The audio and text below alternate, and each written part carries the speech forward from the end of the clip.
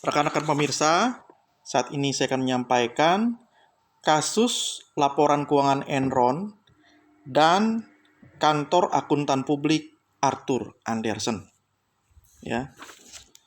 Jadi kasus Enron adalah skandal akuntansi terbesar di dunia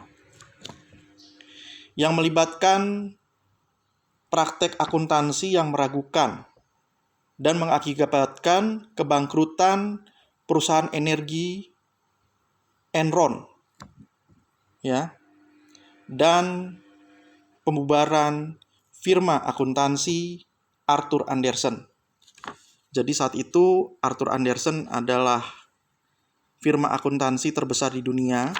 Dia masuk dalam kelompok Big Five. Jadi ada Arthur Andersen, ada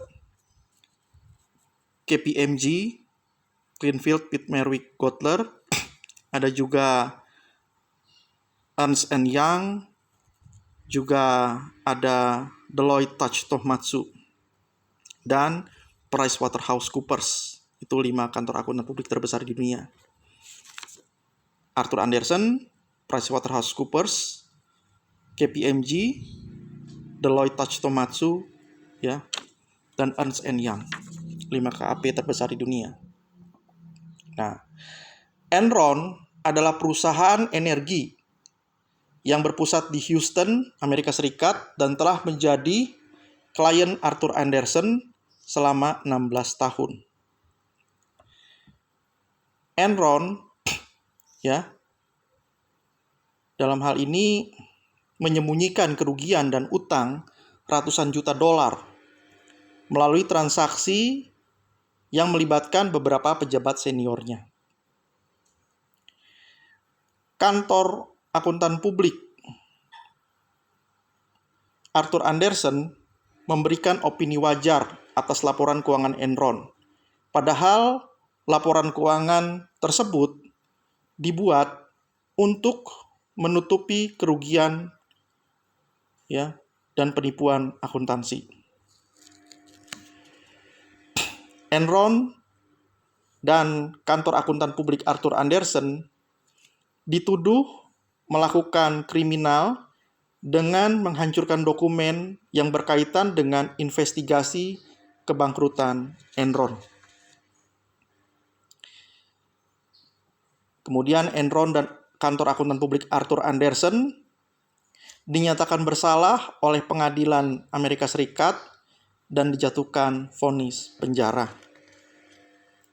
Kemudian kantor akuntan publik Arthur Andersen bangkrut pada pertengahan tahun 2002. Ya. Jadi klien-klien kantor akuntan publik Arthur Andersen banyak yang dipindahkan ke kantor akuntan publik Deloitte Touch Tohmatsu, juga Ernst & Young, dan PricewaterhouseCoopers. Dari kasus ini dapat diambil pelajaran bahwa dalam menjalankan bisnis harus selalu menjunjung tinggi profesionalisme dan integritas. Jadi perlu ada fakta integritas. Sehingga sesudah kejadian kasus Enron tersebut ada keterpisahan. Jadi ada pembatasan. Untuk audit laporan keuangan dibatasi maksimal 5 tahun. Kalau Enron ini kan jadi klien Arthur Andersen sudah 16 tahun. Jadi maksimal perusahaan itu hanya bisa menjadi klien kantor akuntan publik yang sama maksimal selama 5 tahun. Kemudian sesudahnya harus ganti kantor akuntan.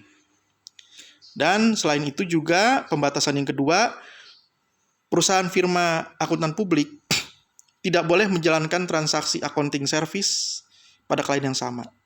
Jadi Arthur Andersen menjalankan fungsi konsultan accounting, jasa accounting service, dan jasa akuntan publik pada Enron. Nah, sejak itu tidak boleh ada lagi perusahaan akuntan publik yang menjalankan fungsi sebagai auditor akuntan publik maupun sebagai konsultan accounting service pada klien yang sama. Jadi harus beda. Konsultan accounting service-nya beda, ya. Akuntan publik auditornya beda. Demikian dari saya. Jangan lupa klik subscribe, klik like, tekan tombol lonceng, komentar, dan share ya. Terima kasih.